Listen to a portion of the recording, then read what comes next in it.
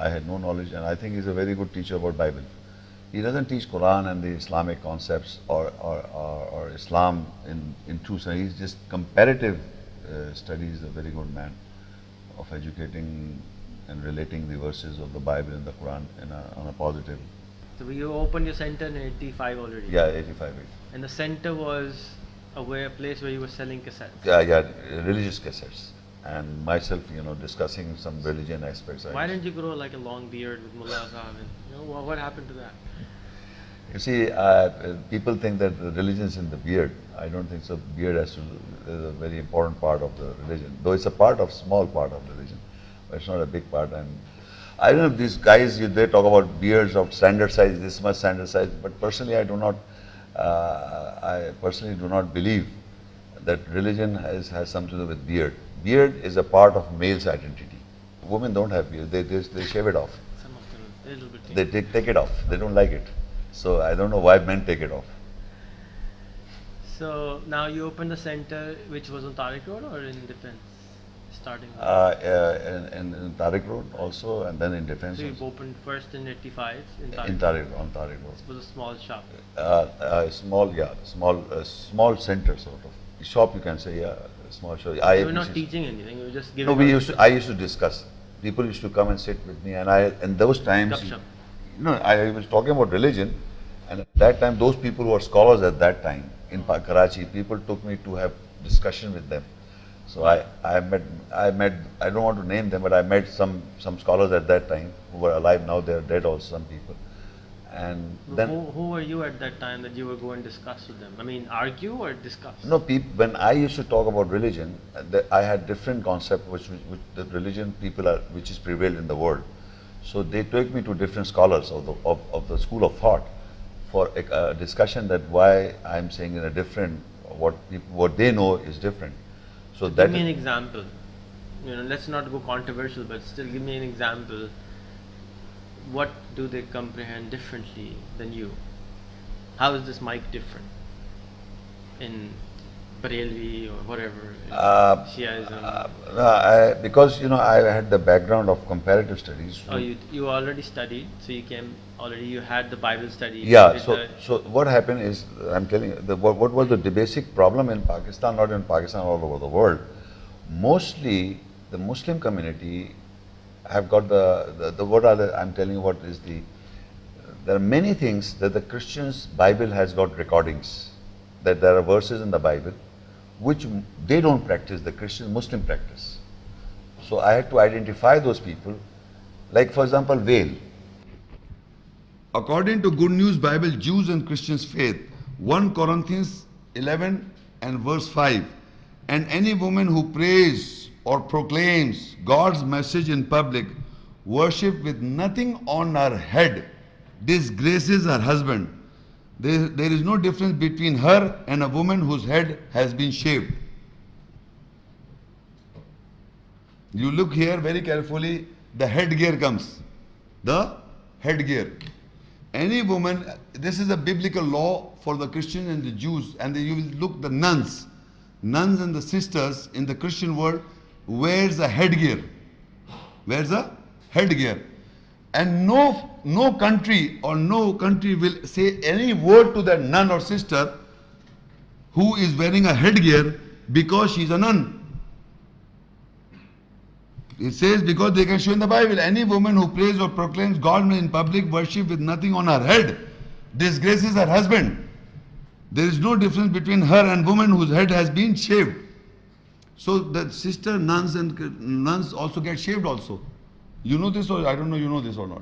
On 1 Corinthians 11 and verse 10, on account of the angels, then a woman should have a covering over her head to show that she is under the husband's authority.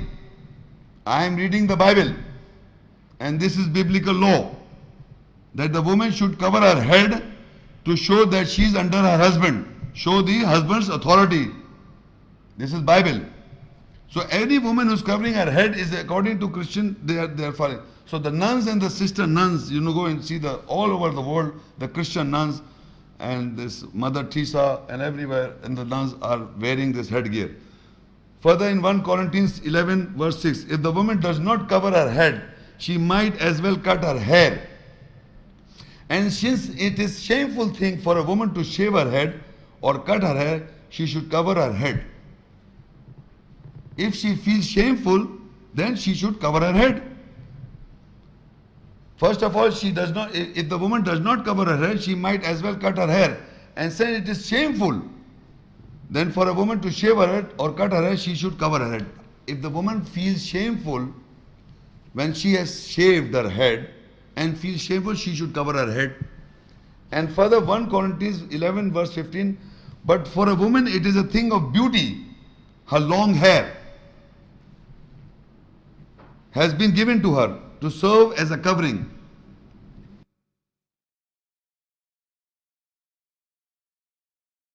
Surah Al-Ahzab 33 and Ayah 59. يا أيها النبي قل لأزواجك وبناتك ونساء المؤمنين يدنين عليهن من جلابيبهن ذلك أدنى أن يعرفن فلا يؤذين وكان الله غفورا رحيما. O Prophet, say to your pairs or wives and your daughters and the women of the believers that they should make a base from their gowns on them. This base is made so that they are identified, recognized, and they will not be hurt or teased. And Allah is forgiving, compassionate. Now in this ayat, Allah is addressing to the Prophet. Ya ayyuhan Nabi. The Prophet is addressed, and Allah says, Qul li azwajika, say to your pairs or wives and your daughters and the women of the believers. These three categories are mentioned. First is the Prophet wives. Second is the daughters of the Prophet. Third is the believing women. There are three different categories. To all of them Allah says that they should make a base from their gowns on them. By wearing a gown, they should make a base. Base means foundation, or you can say like a degree. What is a gown in language in the world, in English language, or when we wear a gown if you note, whenever you are given a degree by any institution, they ask you to wear a gown. Then that wearing a gown is an identification that you have attained that degree. Similarly, Allah, we have already discussed the coverings, we have already discussed the exposed parts, but wearing a gown is an identification of the believing woman, is an identification of the Prophet wives, is an identification of the Prophet's daughters. Women are hiding their face or okay. wearing a head cover. It's not Quranic, it's biblical. So I'm trying to educate, why are you getting, this is the basic problem. Most of the Muslim community, because they don't read the Quran, they practice the culture and they think it's a part of religion, and that is, if you want to find out where you get the source, is biblical. So there are verses in the Bible which say stoning to death.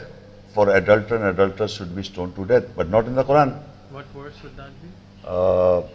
Leviticus. So when Jesus came, But are those punishments still valid, or they said bye bye to? no, when Jesus, Bible. I'm talking about Jesus. When Jesus came and people asked him that they caught a woman in a specific act of adultery, so he said that person should cast the stone who is free from sin.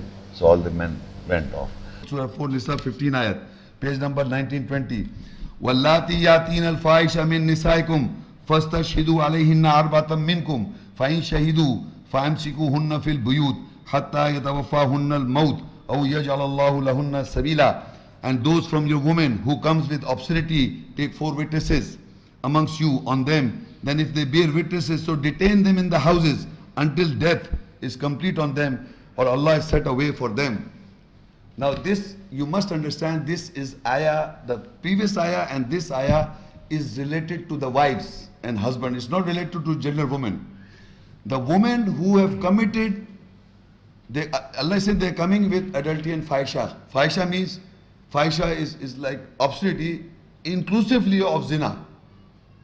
So, because if you ask me how, there's ayat in the Quran, you write down the reference, Surah 17, 30 ayat. وَلَا تَقْرُبُوا الزِّنَا إِنَّهُ كَانَ فَاحِشَةً وَسَاءَ سَبِيلًا. Do not go near to fornication or zina. وَلَا تَقْرُبُوا الزِّنَا إِنَّهُ كَانَ فَاحِشَةً. إِنَّهُ كَانَ فَاحِشَةً. Zina is a fahisha. وَسَاءَ سَبِيلًا, and a way to evil. Now I am referring to this. If the believing woman, we are talking of believing women, we are talking of believing men. Believing woman commits adultery or fornication, extramarital affair, involvement physical. So now Allah says, if those from your woman who comes with obscenity, you take 4 witnesses. Now this is not putting a charge. Remember, this is very important. These women are coming to their husbands and they are, so to say in my language, confessing of adultery. They are coming from this Wallati yatina fahisha min nisa, and those from your woman who comes with obscenity, they are nobody is putting a charge. I am not putting a charge. They are telling that we have committed adultery and fornication to their husbands. So now how can you lock them out in your houses? You have to take 4 witnesses, because if you just put them in the houses, people will ask, why are you lock them up? So you must take 4 witnesses, not witnesses that they have committed. Meaning I am putting my wife into the house, her movements restricted. The witnesses are taken of locking her up, not of the act. Like I am getting married, I take witnesses. So I want to put my wife in the house because she has committed adultery. So I have to take witnesses. A contract that she has gone through this, she is involved in this, and she has confessed, and I am putting her in my house. So I take 4 witnesses. So if they give witnesses, then you keep her in the house until Allah finds a way. That is not throwing her out from the house in your house that you are living. And now this ayat, if you understand, look, فَأَمْسِكُهُنَّ فِي الْبُيُوتِ, you detain them in the houses until death is complete on them. Meaning the husband has to lock her wife or detain her wife in the house. Does not lock in the room, means she can move about in the house, and then she can and you have to give good company. The previous ayat I referred to, it says, إِلَّا يَاتِينَ فَاحِشًا مُبَيِّنًا وَعَاشِرُنَّ بِالْمَعْرُوفِ, and you accompany them with recognition. Meaning after you come to know that she is involved in this act, you have to still accompany them in goodness, in recognition, but you have to detain her in the house. You should refrain her of not going, she should not go out in the house, from your house, because the more she goes out, the more it will be publicity. So you just keep her in the house. That is the believer's character for the believed woman, to detain her in the house. No divorce, no killing. Believing men have come here to understand what the Quran says about husband-wife relationship.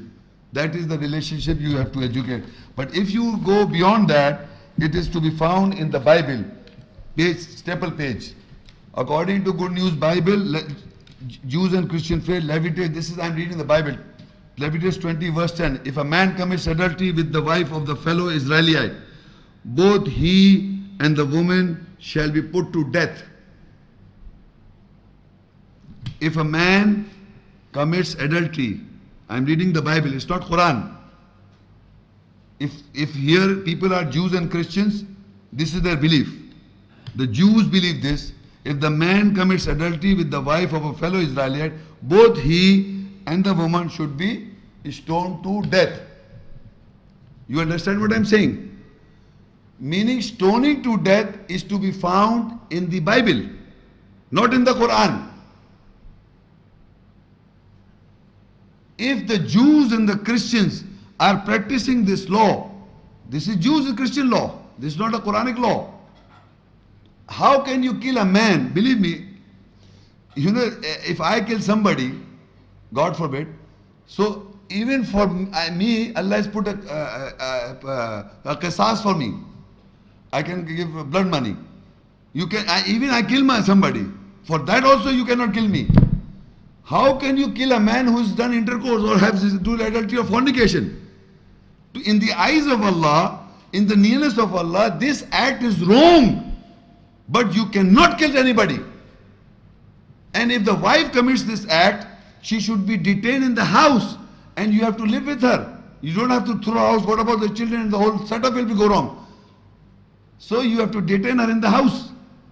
This is what Quran is teaching you. But the Bible says if you commit adultery and fornication, the wife of Israel, both he and the woman should be stoned to death. This is a Christian and a Jews practice. And the Jews are still practicing. And the further in John 8 verse 4, teacher, they said to Jesus, this woman was caught in the very act of committing adultery. In our law, Moses commanded that such a woman must be stoned to death. Now what do you say? John 8:7, they stood there asking him question. He straightened up himself and said to them, whichever one of you has committed no sin may throw the first stone at her. This is what the Bible says. Now what I am educating, the woman was caught in adultery, caught. The Bible says, look, they write something I don't understand. If the teacher, they said to Jesus, this woman was caught in the very act of committing adultery. I'm asking, when they caught her in the very act of adultery, with whom? He's not there. He's not there. In the verse, it's not there. They caught the woman and bring this woman to Jesus and asking that in the law of Moses, the law was that any woman or a man commits adultery, she or he should be stoned to death. What you have to say now? So Jesus said, any man who has not committed a sin should cast the first stone. So everyone went on. Nobody cast the stone. So the Christian nowadays follow this verse, and if the woman commits adultery or the husband commits adultery, they don't cast any stone because they know we are all like that. Only the Jews are practicing. I'm not using the name Muslims are not practicing this. Who? Jews. Whether it is this law or any law, whoever does is in the Bible, it's not in the Quran. Quran does not say that you kill a man because he committed adultery or fornication. For a zani man, adultery man or a woman, for wife, Allah says that you accompany her all her life, detaining in the house. This is what the Quran says for the wife.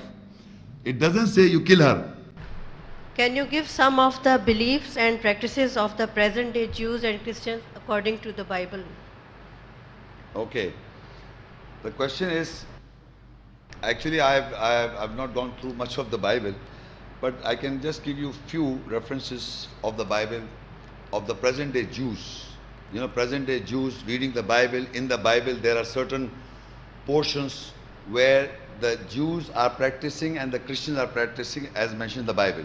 Because I was reading about the Quran, and in the ayahs of the Quran I was explaining the beliefs of the lenient and the Nasara people or the helpers people within the Quran. Your question is what the Bible has to say about these people.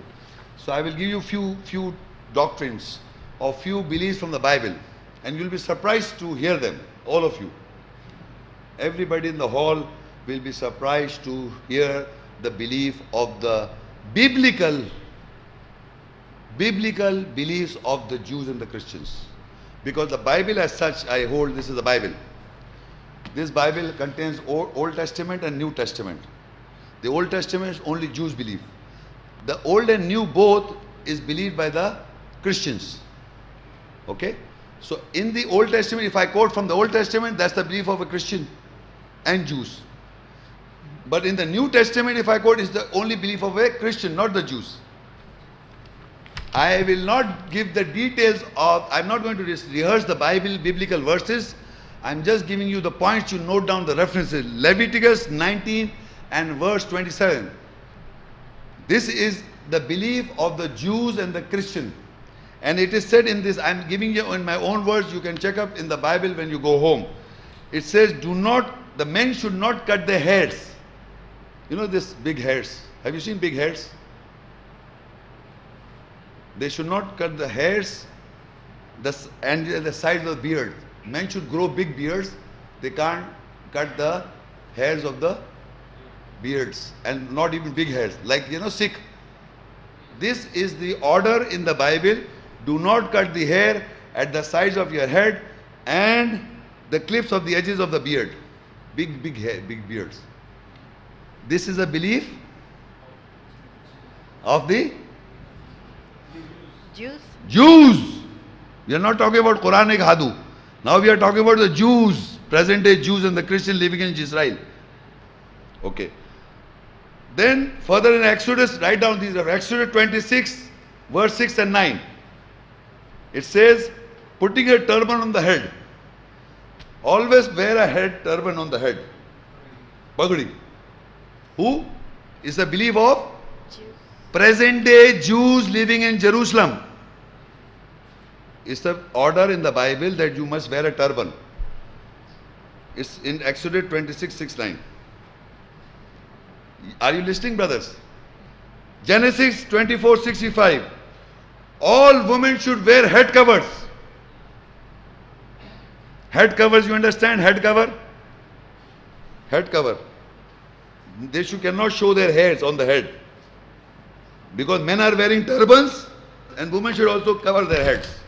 1 Corinthians 11:15. Long hairs, men also long hairs, women also long hairs, is a beauty and serve as a covering. Women should have long hairs, big hairs. Like men also big hairs, they can't cut big beards, and women can't also cut their hairs. This is the covering of their body. So Genesis 28, verse 20 to 22, you can read it in detail in your houses. You see, it says, Jacob is about Jacob. He wants something according to his willful desire. So he vows and makes a mannat to God Almighty. If you are going to do this, God, and if I am going to get the benefit from there, I will give you 10%. But you must do what I want, God. If you will not do, I will not do anything. Mannat. Wow. It's mentioned in Genesis 28, 22, 22. And Genesis 22 and 9 and 10 and 12, 13, Abraham was asked to slaughter the son Isaac. God Almighty asked Abraham to slaughter the son Isaac physically. And as he took the knife and want to slaughter his son Isaac, a goat came, a lamb.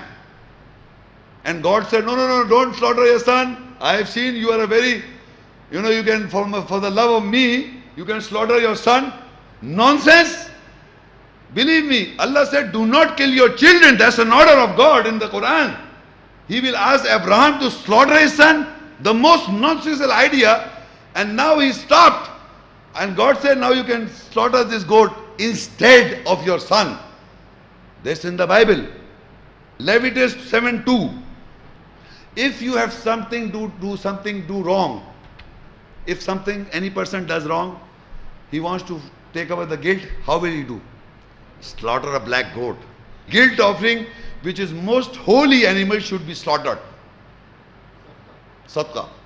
Deuteronomy 15:21 says, defective animals, Allah doesn't like it. Defective animals should not be sacrificed for the Lord. It should be a very nice, healthy. Look at the tongue, teeth, tail, color, ears. Check everything. Defective animals, God doesn't like. It's in the Bible. Whenever you want to slaughter animal, it should be fit. No defective animal, God doesn't like it. Because otherwise your sadaqah, charity will not be accepted from God. Your guilt will remain there. So you must hire a good, healthy. Deuteronomy 6 and 8. She asked this belief of a Jew, a Christian from the Bible. I am not able to do the whole, but I am giving few little. You read, you will find many. Deuteronomy 6 and 8. And they have done it very nicely all over the world. They have traveled to the whole world, these Jews and Christian, and especially Christian, and make sure that their beliefs are spread all over the world, in every nationality, in every culture of the world. They have really spent $1,000 billion to do so. In our houses you can find this. Putting amulets, taweez on your hands. Taweez, you have seen? Taweez, amulets, taweez on your hands. What do you say, Imam Zamir? Taweez. Deuteronomy 6:8. Go and read it.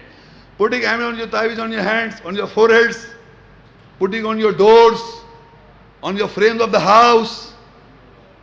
This is the practice of Jews. Go and listen. Go and see to the Jews. They are doing in their houses.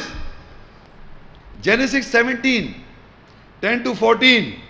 God's command that every male child should be circumcised. Abraham's son circumcised his son Isaac after 8 days. Jesus Christ was circumcised on the 8th day. There is no commandment in the Quran to circumcise the male child. Wa asran taqweem, mankind Allah made on asran, beautiful taqweem. But these Jews make sure.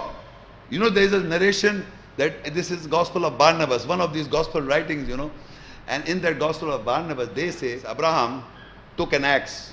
You know axe. Have you seen this axe? Kulhadi. And went there and broke all the idols with the axe. Like this. Breaking the, and the big idol Baal, he left it. This narration is the belief of Jews and Christians. Now Leviticus is from the Old Testament. If anyone takes a life of a human being, he must be put to death. No qisas in the Bible. You understand qisas? In the Islam, qisas is there. If somebody kills somebody by mistake, you give a qisas to the blood money and your lives. But if you kill anybody in the Christian world, in the Jewish world, you must be put to death. No qisas. And then stoning to death to adultery, men and women who commits adultery should be stoned to death. Deuteronomy 22, 21, 23. Deuteronomy 21, 18 to 21. If suppose your son, if our son is stubborn, drunkard or corrupt, what he should be done? Stoned to death. You follow what I'm saying? You have to stone to death to your own son. Why? Because he's corrupt, he's stubborn, so just kill him. That's the belief of Jews. Very good. Okay. 1 Timothy, a church leader should have only one wife. Who believes in having only one wife? Very good. Only the Jews believe that they should marry only. But the Bible says, you know, amazing thing is in the Bible, Abraham had 3 wives. Solomon had 1,000 wives, 700 wives and 300 concubines. David had 99 wives in the Bible. But they say preaching is the church leader should have only one wife. So this is the belief of, okay, good. Write down Ephesians 5, 33 to 22. Every husband must love his wife as himself, and wife must submit to their husband as their Lord. The wives, you know, women, no wonder these Christian women and the Jewish women want liberation from these men. Why these Christian and Jewish women are wanting liberation from men? Because the Bible says that every husband must love his wife as himself. Okay, good. And wives must submit to their husband as their Lord. They must submit to the husband as their Lord. Majazi Khuda. Who believes this? Okay, good, Jews. Now about holy wars. Holy wars. Deuteronomy 21 to 17. Joshua 8 verse 24. Going to holy wars by putting everyone to the sword. Who believes that we should have holy wars and put everybody to sword? Jews. Okay, now Joshua 11 and verse 12. Joshua took all the royal cities and killed their kings. This is big thing, you know, you should do this. Kill the kings of all the royal cities, because the Jews do not believe in kingship. They want that there should be no kingship in the world. The Jews do not believe that people should be kings. It is not allowed, because Joshua took all the royal cities and killed their kings and brought democracy. Genesis 50 verse 10. When somebody dies, how much time a person should mourn? The Jews tell us you should mourn for 10 days and 40 days. 40वां, 10वां, 20वां. Excuse me, this is Jews' practices. Why are you laughing? I'm surprised. This is a biblical beliefs of Jews and Christians. Genesis 50:10, Genesis 51. Write down. 7 days mourning the dead for 40 days. in Deuteronomy 20 verse 45, picking the booty, loot of wars. First you attack them, loot them, and bring them to your under your power. And Luke 12, if you talk, I was talking about this mostly this Old Testament. This is mostly of Old Testament, means that the Jews and the Christian both believe. Now I am talking about the New Testament, it's Luke 12, 49, 51. When I quote this, the Jews don't believe this. So if you ask a Christian, you say, listen brother, you are talking about Old Testament. I don't believe most of the Bible from the Old Testament because this is all belief of Jews. I believe in the Christian. I am a Christian. I believe in New Testament. But they believe in both. But they say they believe both. But if you quote the Old Testament, they are more interested in New Testament. So I said, look what the New Testament is. Jesus say in 12 chapter, Luke 12, 49, 51, he says, Jesus came to set the earth on fire. And how he wished it should be kindled. This is the biblical quotation of the Jesus Christ, astaghfirullah. Who kindled the fire? In Quran? In Hadith. Here it says, Jesus came to set the earth on fire. And how I wish it should be kindled. This is loving Jesus. You understand? They say Jesus is love as a lamb for sacrifice. They say that. Astaghfirullah. Look, he says in Luke 14 and 26, Jesus said, no one can be my disciple unless he loves me more than he loves his father, his mother, wife and children and himself. If you want to be disciple of Jesus, according to the Bible, you should not love your mother, you should not love your father, you should not love your wife, nobody except Jesus. He's in Acts in 1:11, Jesus will come back from the heavens. Who believes this? Loudly, Christians. No, Jews, not Jews, sorry. Nasara, Christian, not Nasara, Christians. They believe that Jesus is coming back from the sky, heavens. Mark 13, 25, 20, they will see Jesus, the Son of Man, coming in the cloud with great power and glory. He's coming back, he's coming back. Who is coming back? Jesus. Who believes this? Who? Are you sure?